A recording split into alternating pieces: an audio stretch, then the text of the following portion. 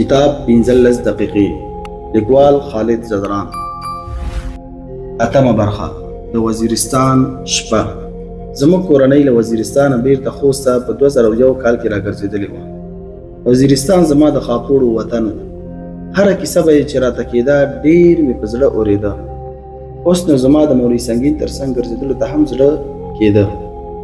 دا وخت په وزیرستان کې د امریکا خلاف د مجاهدینو جلب و جذب فعالیتونه په ښکاره ښه په جوش کې روان وو. ځکه خو پلار وزیرستان ته د تګ اجازه نه راکوله. هغه پوهېده که مې د مولوي سنګین د خوله اوبه وڅښلې بیا کور ته د راګرځېدو نه یم.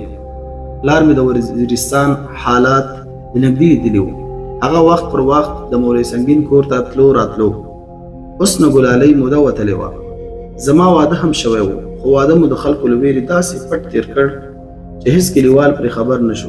موږ ویرېدو چې هسې نه امریکایانو ته له مولوي سنګین سره زموږ د خپلوۍ په اړه معلومات وشي. وزیرستان ته مې د تلو تلوسه ورځ تر بلې زیاتېده. زموږ یوه خور په بنو کې اوسېده. دا ښه بهانه کېدی شوه چې د خور لیدو ته ځم. د دې بهانې زړه مې هم اول مور ته وکړ. مور مې وویل له پلار سره به دې مشوره وکړم. پلار چې زما د تګ له ارادې خبر شو اجازه یې رانه کړه. خو وروسته په دې شرط راضي شو چې په وزیرستان کې به شپه نه کوم. مخامخ به بنو ته ځم. سهار وختي مې خپل بکس په لاس کې نیولی و او د غلام خان په اډه کې په یو سپین رنګه سراچه کې کېناستم. د سورلۍ تر پوره کېدو وروسته موټر د غلام خان پر لور حرکت وکړ. په لار کې څو ځله د امریکایانو او ملي اردو له چیک پواینټونو سره مخ شو. خو له تلاشۍ او پوښتنو ګروبر نه وروسته به یې د وړاندې تګ اجازه راکړه. د تګ د هدف په اړه به یې چې رانه پوښتنه وکړه. ما دوی ته هم همدغه بهانه کوله چې کور ته مې کړې وه. زه د خور کره روان یم. د کمپاین پر چیک پواینټ یو عسکر راته وویل ګوره وزیرستان کې څوک ستن درته ونه لګوي ځانمرګی نه شي. دوی به فدایي ته ځانمرګی ویل. خو زه په زړه کې ډاډمن وم چې فدایي هغه څوک دی چې د دین د سرلوړۍ او د وطن د ازادۍ په خاطر په خپل ځان پورې بارود تړي او امریکایي ځواکونو ته په رسېدو ځان الوزوي. په لاره کې د تلاشیو له امله زموږ سفر څو ساعته وخت ونیو. کله چې موټروان پر سړک چپ لاس ونیو پوه شوم چې محکوم وطن پښتونخوا ته واوښتو. موټر ګړندی روان و. ډېر ژر میرانشاه بازار ته ورسېدو. د رسېدو سره سم په دې فکر کې شوم چې اوس بنو ته لاړ شم او که د بلال دوی کره. سره له دې چې ډېر دوزړی وم خو د رزمک اډې پر لور مې حرکت پیل کړ. دلته زموږ د کلیوالو د لیلام فروشي دوکانونه ما په ماشومتوب کې لیدلي وو. فکر مې وکړ چې هغوی ته به خامخا د مولوي صاحب د کور معلومات وي چې چیرې اوسي. ما ته دا معلومات و چې مولوي صاحب د امنیتي دلایلو له امله کور څو ځایه بدل را بدل کړی دی. پرېکړه مې وکړه چې نن شپه باید په شمالي وزیرستان کې د مولوي صاحب کور پیدا کړم. له خوسته مې له بلال سره اړیکه وه خو دا څه وخت مو اړیکه پرې شوې وه. هېڅ خبر نه وم چې اوس چېرته او په څه مصروف دی. د لیلام دوکانونو ته چې ورسېدم ناڅاپه مې په یو دوکان کې پر فاروق سترګې ولګېدې. فاروق د مولوي صاحب کشر ورور و. هغه زما په لیدو بیخي حیران او سم د لاسه راولاړ شو. اوهو دا ته یې؟ ما ورته وخندل. هو دا زه یم، راغلم. ټینګه غېږ یې راته راکړه. څو شېبې مو یو بل په غېږ کې کلک نیولي وو. فاروق زما د کوچنیوالي ملګری و. زه او دی به اکثره وخت یو ځای ګرځېدو. له روغبړه وروسته مو په یو او بل کې سترګې داسې نیولې وې لکه دوه عاشقان چې له کلونو بېلتون وروسته یو ځای شوي وي. وروسته مې په دوکان کې له نورو ناستو کسانو سره روغبړ وکړ. فاروق کې بیخي زیات بدلون راغلی و. هغه اول ځل خوست ته ماشوم راغلی و. بیا کارونه ووتل چې یو او بل مو نه ولیدلي. څو کاله وروسته نن زما او د ده بیا ملاقات وشو. خو فاروق اوس ډېر لوی شوی و. نوراني مخ ته یې نریو تورو بریتو، نرمې ګیرې او پر اوږو پرتو ګورګوتو سنو ځانګړې ښکلا وربښلې وه. دوکاندار زما له راتګ وړاندې چای راوړی و. ما ته یې هم د شنه چای یوه پیاله ډکه کړه. پر چای مې له فاروق سره مجلس هم کاوه. هغه په خبرو کې وویل چې اوس یې کور محمد خیلو ته کډه شوی او دی میرانشاه بازار ته هونډا جاپاني موټرسایکل ځي راځي. فاروق ته مې وویل زه له کوره په دې شرط راغلی یم چې په وزیرستان کې به شپه نه کوم او بنو ته به ځان رسوم. غواړم ستاسې کره صرف د خپل خور دیدن وکړم. نور شپه بنو ته د هغې بلې خور کره رسوم. زما د خبرو پر اورېدو فاروق په کړس وخندل. یو خو تاسې د خوست والا دومره ډارېږئ چې په خوله د وزیرستان نوم نشي اخیستلی. هېڅ هم نشته. یاره مه وارخطا کېږئ.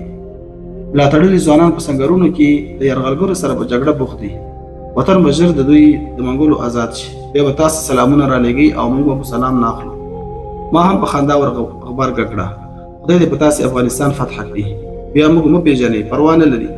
په دوکان کې مو زیات مجلس وکړ. فاروق ساعت ته وکتل. د لمانځه وخت دی، راځه جومات ته لاړ شو چې لمونځونه ادا کړو، بیا به له خیره کور ته ځو. ما بکس راواخیست او فاروق د دوکان په کونج کې دیوال ته درول شوی کلاشینکوف اوږې ته واچو او له ناستو کسانو رخصت شو. فاروق وړاندې او زه له شا پسې روان وم. موټر سایکل ته په رسېدو یې ټوپک ما ته راکړ. دی وړاندې او زه ورپسې شاته کېناستم. له ټوپک سره مې تر دې مخکې یوازې مینه زیاته کړې وه، خو تر دې دمه مې په عام بازار کې اوږې ته اچولی نه و. پر اوږه ځوړند ټوپک غرور دومره رازیات کړ چې فکر مې کاوه ټول بازار ما ته ګوري او زما په تورزنۍ مجلسونه کوي. که دا ډول په خوست کې د امریکایانو پر کوم کتار برابر شوی وای، فکر مې نه کاوه چې د ټوپک په شاجور کې مې کومه مرمۍ پرېښې وای. همالته مې ټولې ضربه کولې. کله چې به موټر سایکل جنګ وخوړ، په څنګ کې د ټوپک شاجور بشرنګ وکړ. دې شرنګ داسې خوند راکاوه چې ما په هېڅ شي کې نه و لیدلی. په بازار کې تر لږ مزل وروسته فاروق راته وویل چې ناوخته کېږي، په لار کې به چېرته لمونځونه وکړو. ما ورته وویل چې واک ستا دی، که دلته یې ادا کوي او که په لار کې، او د لارې معلومات هم ماته نه کېږي. د خلکو په ګڼه ګوڼه کې مو ورو ورو ځانونه سره ګېټ ته ورسول. کله چې عمومي سړک ته ووتلو، فاروق د موټر سایکل ښکار غرب لور ته تاو کړ او د امین پاټک خواته مو مزل شروع کړ. دا یو مشهوره پوسته وه چې د میرانشاه بازار لویدیځ لور ته یې پر یوه کوچني غونډۍ موقعیت درلود. ما فاروق ته وویل د ملیشي والا خو به په وسله څه نه وایي. موټر سایکل په غورا کې مې د هغه ځواب صحیح کړ. دلته مو له دوی زامن جوړ کړي، له ډاره خپلې پوستې نه نشي راکوزېدی. همدې خبرو کې تر امین پاټک تیر شو. دغه پاټک له بازار سره نږدې په 1 کیلومتر کې و. د پوستې د تېرېدلو پر مهال مې وکتل چې د تلاشۍ لپاره هیڅ عسکر نشته. فاروق ته مې په لوړ غږ وویل کور ته زیات مزل پاتې دی که لږ؟ کور مو له بویي پول سره نږدې په لنډ محمد خیل کې دی. د بازاره ځکه وختي راغلم چې په کلي کې له ځوانانو سره فوټبال کوم. په کور کې به مجلس وکړو او بیا به یو ځای فوټبال ته لاړ شو. پر لاره مو د کوچنیوالي د خاطرو ترڅنګ په روانو حالاتو هم خبرې سره کولې. ما د خوست حالات ورته بیانول او د وزیرستان کیسې راته کولې. له ده مې واورېدل چې طالبانو ورځ تر بلې قوي کېږي. مولوي صاحب د امارت لخوا د پکتیکا عمومي نظامي مسؤل ټاکل شوی دی. ملګري هر وخت په پکتیا کې پر امریکایي ځواکونو تعرضونه کوي او پر کتارونو کمینونه وهي. د ده له خبرو سره مې د وجود ویښتان نیغ شول. د ځان سره مې وویل چې کاشکې داسې ورځ ژر راشي چې زه هم له دوی سره یو ځای په سنګر کې یم، له امریکایانو سره جنګېږم. لنډې محمد خیل ته په رسېدو فاروق موټر سایکل چپ لاس ته تاو کړ او د یو خوړ تر څنګ له لمانځه وروسته مخ پر لوړ د کلي په کوڅو کې روان و. شاوخوا 3 بجې وې چې له کوڅو په یو صحرا کې د دوی خټین کور ته ورسېدو. زه حیران شوم چې د یو ولایت والي او په داسې خټین کور کې اوسېدل. ته د مجاهدینو مشران په افغانستان کې له واکمنو چارواکو سره مه مقایسه کوه. فاروق ما ته داسې ویل. اوس به په خپلو سترګو هر څه وویني. موږ له یو بل سره په خبرو بوخت وو چې د فاروق کوچنی ورور یحیی دروازه خلاصه کړه. زما په لیدو یې کور ته منډه کړه. ورپسې موږ هم کور ته ننوتو. د کورنۍ غړیو زما په لیدو داسې احساس وکړ لکه تر اوسه چې هیڅ خپلوان کور ته نه وي ورغلی. وروسته پوه شم چې له ویرې ټولو خپلوانو اړیکې ورسره پرې کړې وې. د کور په انګړ کې پر یو غوړول شوي ټغر کېناستو. فاروق وویل که مو زموږ پوښتنه نه کوله، لږ تر لږه د خپلې خور پوښتنه خو به مو کوله. تاسې بیخي ځانونه ورک کړي وو. دومره ډار او ویره هم خوند نه کوي. ما په خوست کې د شته مشکلاتو او خاطراتو په اړه معلومات ورکړل. دا مې وویل چې همدې ستونزو او خطرونو موږ په تاسې له یو بل سره لرې کړي یو. خبرو کې مې د خور پوښتنه وکړه چې خور او خورایونه مو نه ښکاري. خیر خو به وي؟ فاروق مسک شو. د خور په لیدو پسې به سمې پښې تڼاکې کوي. هغوی د جنوبي وزیرستان شوال سیمې ته کډه شوي. په بازار کې مې حال درته ویلی وای بیا ته کله له ما سره دلته راتلې. خو دا چې اوس دلته راغلې سبا به د شوال ته بوځم. خور به وویني او شپه به هم وکړو. بله ورځ به بیرته راځو. ما ورته ویل زه به نو ته ځم ځکه یو به مې پلار راباندې غوسه وي چې تا په وزیرستان کې شپې کړي دي، او بل خدای مو کړه هلته حکومت او امریکایان زموږ کورنۍ ته مشکل جوړ نه کړي چې زوی مو د مولوي سنګین کره تللی.